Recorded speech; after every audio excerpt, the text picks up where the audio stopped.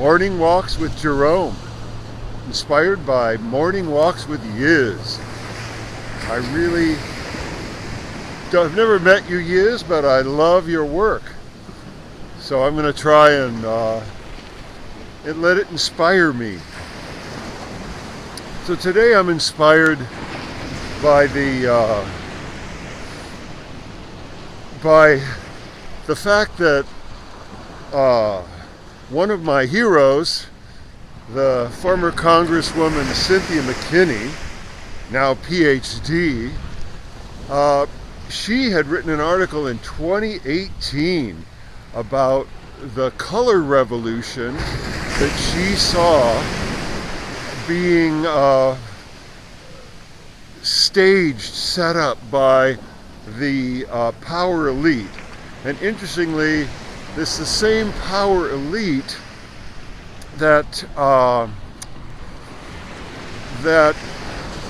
stole her seat from her via voting fraud or election fraud in the state of Georgia, no less.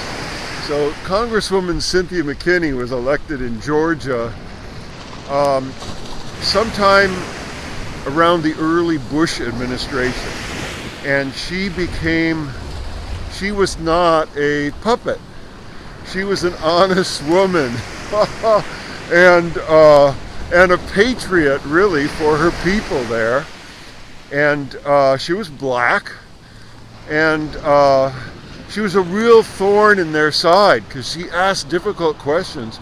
She wasn't supporting the narrative, this thing I call the narrative. No, Cynthia was questioning the narrative, and the questions she asked were not welcome. They were not welcome at all to the Bush-Cheney regime, the Bush-Cheney fronted regime. I'll say that because really, I don't know how much, the front men like Bush really have to do with the agenda. But anyway, so Cynthia McKinney was such a problem, and she was so popular with her people, and she was using her position as a congresswoman as a platform for questioning the agenda, which now I see the neocon agenda was, I thought then it was itself the agenda, but now I see it's in my new map, it's just part of the larger anti-white agenda, the agenda to white erase our people, to get rid of this pesky, these people they ask too many questions. And Cynthia McKinney is proof that that not only do white people ask too many questions or have too high of a moral standard for the corrupt power elite, but good people of all races want to do what's right. And Cynthia McKinney is an example of that. So she's one of my heroes.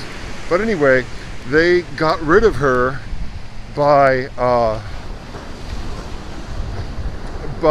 election fraud, total heavy-handed election fraud, using the voting machines in the same way that the Trump campaign, or at least that Sidney Powell, who's not officially Trump's lawyer, has filed in her lawsuits explaining that those machines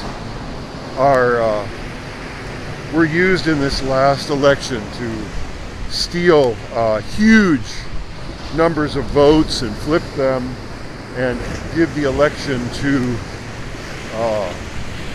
the cadaver the cadaver.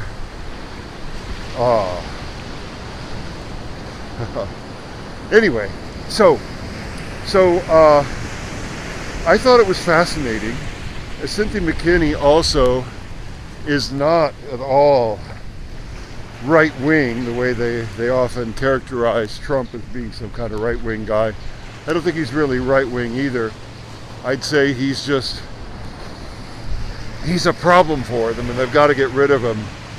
It looks like they're pulling out all stops to get rid of this guy because they see him as dangerous to their what to him probably seems like an anti-American agenda, an agenda of not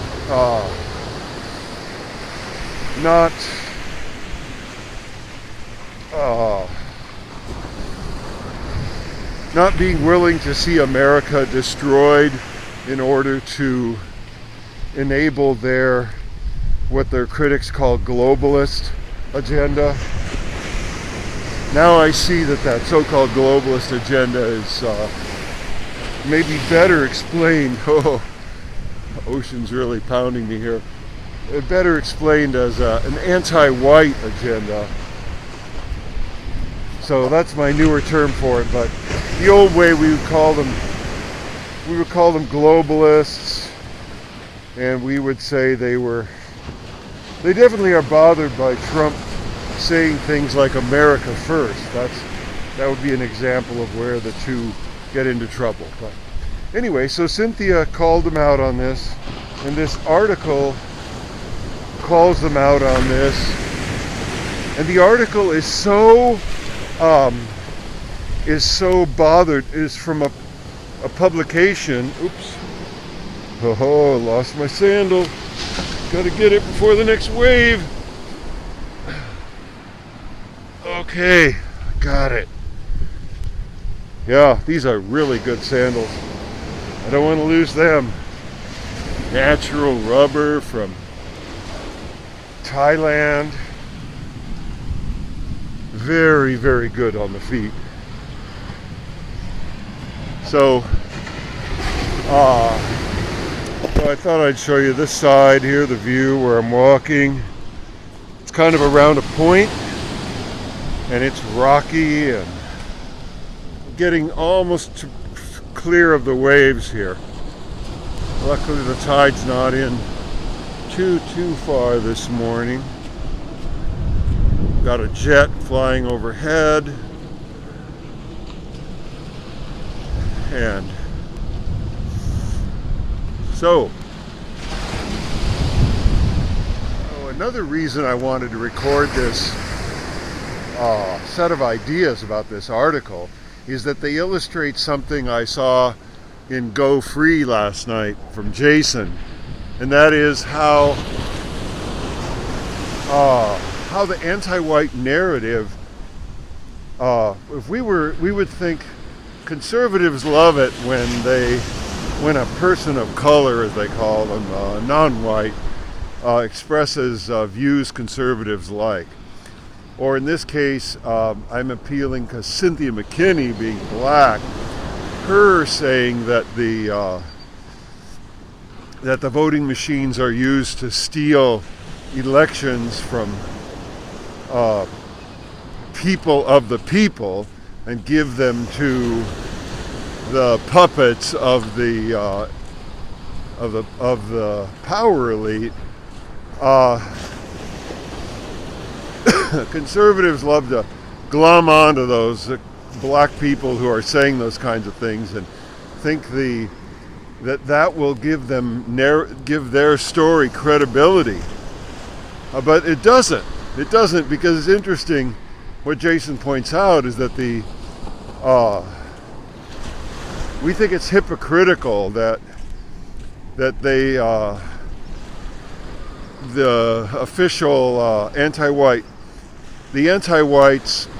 they just attack those conservatives who are black just as much as they attack anybody that goes against their narrative. So we don't.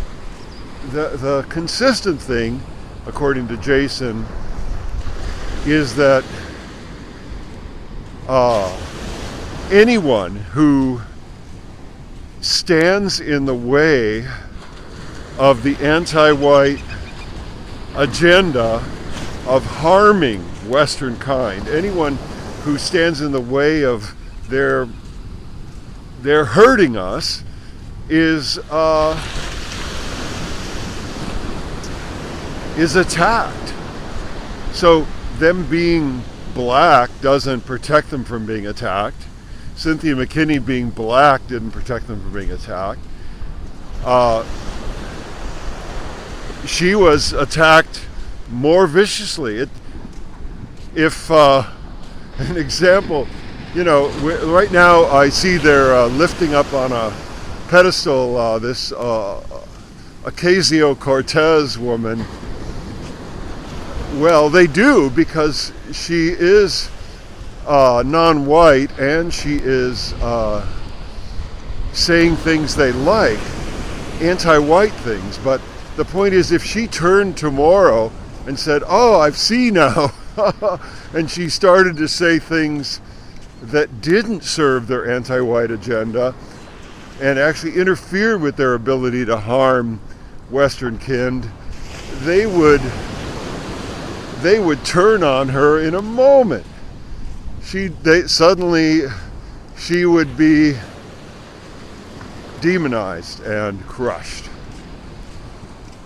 That's just my opinion of this theory. Now, of course, the theory probably isn't true, and you should check with Snopes and find out what the real story is.